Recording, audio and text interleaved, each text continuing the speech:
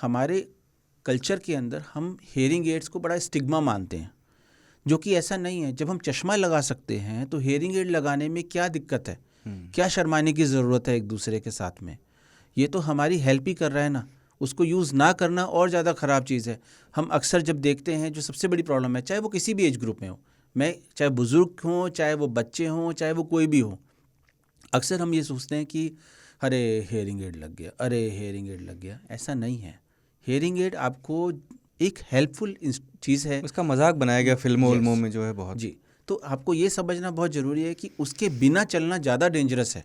उसके साथ तो अपनी पूरी लाइफ को, बिल्कुल क्वालिटी ऑफ लाइफ को इम्प्रूव कर रहे हैं। अब कभी कभी क्या होता है, हमारे पास में लोग आते हैं कि माता जी तो 85 साल की हो गई है, अब मशीन लगा के क्या करेंगी। पर आप ये सोच के देखिए कि वो एक एक दिन, हमें क्या पता वो 85 के बाद 100 की भी होंगी, तो क्या आप उनके 15 साल तक उनको लॉस के साथ में रखेंगे? लोग डिप्रेशन में चले जाते हैं, क्योंकि जैसे जैसे हम बुज़ुर्ग होते हैं पहले ही सोशल सर्कल ख़त्म होने लग जाता है। कोई हमारे साथ में बैठता नहीं है, क्योंकि हमें लगता है कि माता जी को तो कुछ सुनता नहीं है, क्या करेंगे उनसे बात करके, डिप्रेस हो जाते हैं। ठीक है। अब उनके साथ कोई बात करने वाला नहीं है, उनकी एक्टिविटी उतनी नहीं है, तो वो अपने अंदर से डिप्रेशन में चले जाते हैं। तो मैं हर किसी को यही बोलूँगा कि जिनके घर परिवार में बड़े लोग हैं, एक बार उनका हेयरिंग टेस्ट करवाइए, और लॉस है तो हेयरिंग एड करवा के वो देखिए, उनकी क्वालिटी ऑफ लाइफ बहुत इंप्रूव होती है। सर, हमारे यहाँ इंडिया में एक कल्चर है ओवर द काउंटर ड्रग दवाइयाँ लेने का।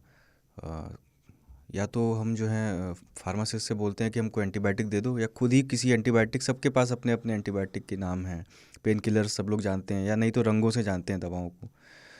इससे मैं पढ़ रहा था कि कान लोग बहरे होने लगे बीच में, बहुत सारे लोगों के पेन किलर्स और एंटीबायोटिक उनको बहरा बना रही हैं। जी, तो हमें ये देखना बहुत ज़रूरी है। अब 2-3 चीज़ें लोग करते हैं, अब मैं अपनी जो प्रैक्टिस में देखता हूँ। एक तो हमारा ही जो प्रिस्क्रिप्शन होता है उसको संभाल के रख लेते हैं। जब भी कभी दिक्कत आई, जाते हैं उसी प्रिस्क्रिप्शन को दिखा देते हैं और दोबारा से दवाइयाँ लेके आ जाते हैं, जो कि गलत है, क्योंकि हम हर बार जब एग्ज़ामिन करते हैं तो फाइंडिंग्स तो अलग अलग हो सकती हैं। दूसरा प्रॉब्लम क्या होता है कि जब भी हम जाते हैं वहाँ से हम पेन किलर्स ले लेते हैं और बाकी के जो एंटीबायोटिक्स है वो शुरू कर लेते हैं। हम ये नहीं सोचते कि उनकी जो खराबियाँ हैं वो कितनी हो सकती हैं। स्पेशली कुछ एंटीबायोटिक्स तो इतने ख़राब होते हैं कि आपका पूरा लॉस कर सकते हैं।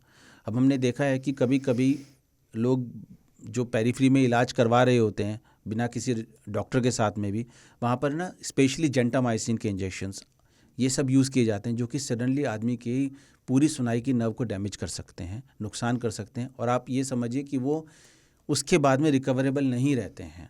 ऐसे ही अगर आप ओवरडोज करते हैं पेन किलर्स की भी, जैसे कि आप पेन किलर्स खाने, कॉम्बिफ्लेम खाने लग गए हैं, वावरन खाने लग गए हैं, तो ये पेन किलर्स ना सिर्फ आपकी किडनी को नुकसान करते हैं, आपके जो हेयरिंग है उनको भी डैमेज कर सकते हैं।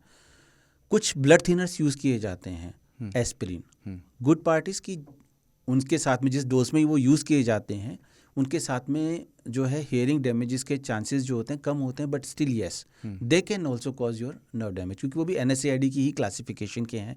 तो जो लोग एस्पिरिन पे हैं तो उनको भी साल में अपना एक बार हेयरिंग टेस्ट करवाना चाहिए।